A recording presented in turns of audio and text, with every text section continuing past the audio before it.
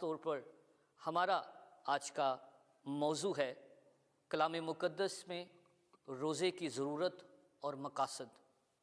तो इसमें पहली बात यह है कि कलीसिया का रुकन और ईमानदार जो कि यीशु मसीह के ख़ानदान का हिस्सा है, उसे रोज़ा रखने की ज़रूरत है। मैं सिर्फ़ इन मखसूस 40 दिनों या अयाम की बात नहीं कर रहा, बल्कि साल में 365 दिनों में जब भी आपको महसूस हो हमें रोज़ा रखने की ज़रूरत है।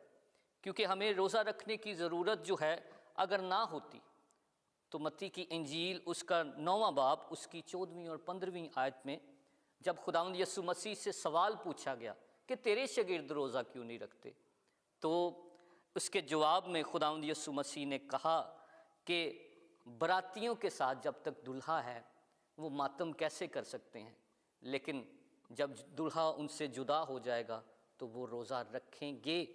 और इसी के साथ जब पहाड़ी वाज में हम पढ़ते हैं तो वहाँ भी खुदावंद यीशु ने रोज़े की बाबत तालीम भी दी है कि जब तुम रोज़ा रखो, तो अगर हमें रोज़ा रखने की ज़रूरत ना होती तो ना तो मसीह खुदावंद इसकी तालीम देते और ना इसकी हदायत करते।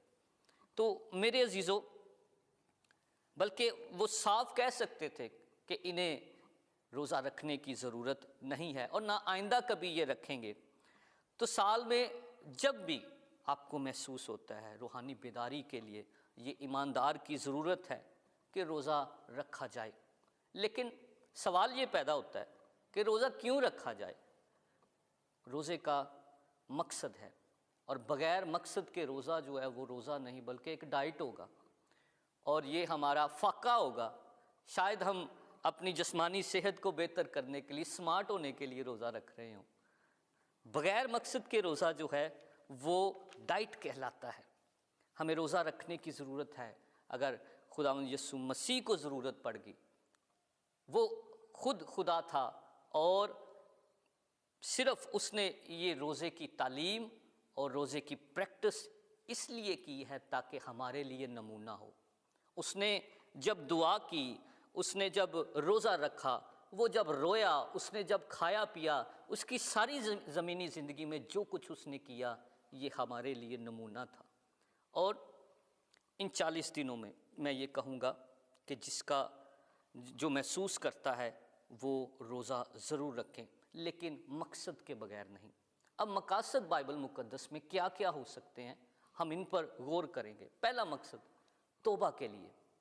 बाइबल मुक़द्दस में यूना की किताब में हम नैनवा के वाक़े से बखूबी वाकिफ़ हैं।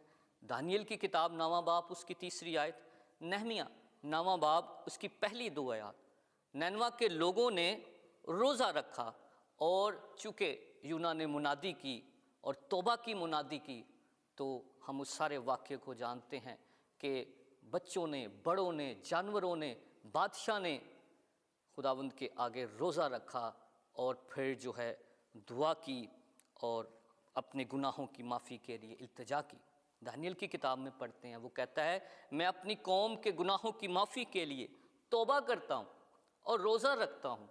वहाँ पर भी तौबा के लिए रोज़ा रखा गया। और नहमिया के हवाला में हम देखते हैं, वो कहता है कि मैं अपनी कौम और अपने घराने के गुनाहों की माफ़ी के लिए रोज़ा रखता हूँ, तौबा के लिए कि मुझसे और मेरी कौम के लिए, मेरी कलीसिया के लिए मेरे ख़िलाफ़ जो है वो गुनाह मुझसे सरज़द हुआ है, इसलिए ऐ खुदा रहम फरमा। आज भी हमें रोज़ा रखने की ज़रूरत है ताकि हम अपने लिए, अपने बाल बच्चों के लिए, अपनी कलीसिया के लिए, अपने मुल्क के लिए, अपने माशरे के लिए तौबा और माफ़ी की जो है वो दरख्वास्त करें और रोज़े में ठहरें। दूसरा बड़ा मकसद जो है वो बाइबल मुक़द्दस में हम देखते हैं कि मातम के लिए रोज़ा रखा गया।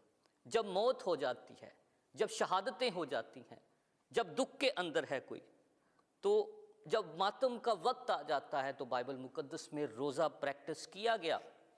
और उसके बाद हम देखते हैं मातम के अलावा किसी बड़े काम की तैयारी के लिए,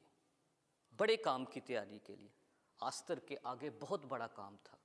उसने अपनी कौम को बचाना था, उसने बादशाह के सामने जाना था और बादशाह के सामने जाना बगैर बादशाह के बुलाए, ये एक मौत की अलामत थी कि बादशाह ने बुलाया नहीं तो मैं वहाँ पर हाज़िर हूँगा, तो ये मौत की अलामत थी। इसलिए उसने कहा अपनी कौम के लिए एक बड़ा काम था, एक बड़ा मिशन था। और खुदावंद यीशु मसीह की ज़मीनी खिदमत का आगाज़ जब वो करने लगे तो उन्होंने रोज़ा रखा। इसलिए बड़े काम की जब हम शुरू करने लगे हैं, अपने मुस्तकबिल के लिए, अपनी आगे जो कामयाबी के लिए हम बड़ा काम करने लगे हैं, तो इसके लिए भी रोज़ा रखा गया। अगली बात है कि शफायत के लिए हम रोज़ा रख सकते हैं। ये मकसद हो सकता है जब कोई दूसरा मुसीबत में है, दुख में है, बीमारी में है, तकलीफ़ में है, परेशानी में है, तो दूसरे की बीमारी को हम अपने ऊपर नहीं ले सकते, लेकिन the best way to help someone is to have fast, to keep fast. हम उसकी मदद, उसकी शफायत करके कर सकते हैं। तो रोज़ा जो है शफात के लिए भी रोज़ा रखा गया। बाइबल मुकद्दस में हम पढ़ते हैं कि खादमों की जब मखसूसियत होती है तब भी रोज़े रखे गए। हम इमाल की किताब 13वें बाब में जब पढ़ते हैं कि जब वो खुदावंद की इबादत कर रहे थे और रोज़े रख रहे थे, तो खुदावंद ने कहा, खुदा के रूह ने कहा कि बरनबास और सौल को जो है उसको मेरे लिए मखसूस करो। आज भी बहुत सारी कलीसियाओं में जब खादमीन को, जब कैंडिडेट को खिदमत के लिए मखसूस किया जाता है, ऑर्डेन किया जाता है, तो उसको चंद दिनों के लिए जो है वो रोज़े में रखा जाता है, उसको रिट्रीट में रखा जाता है ताकि अपनी जो बुलावे पर गौर व खोज करे। इस तरह खादमों के लिए भी कई कलीसियाएँ जो हैं वो रोज़ा रखती हैं।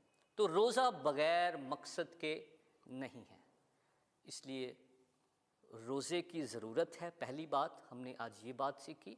और दूसरा, रोज़ा बग़ैर मकसद के नहीं है। और मकासद हमने देख लिए कि बाइबल मुकद्दस में कितने मकासद हैं। तो आइए मेरे अजीज़ों, रोज़ों के अयाम में हम कलाम मुकद्दस की रोशनी में इन तमाम हदायत पर अमल करते हुए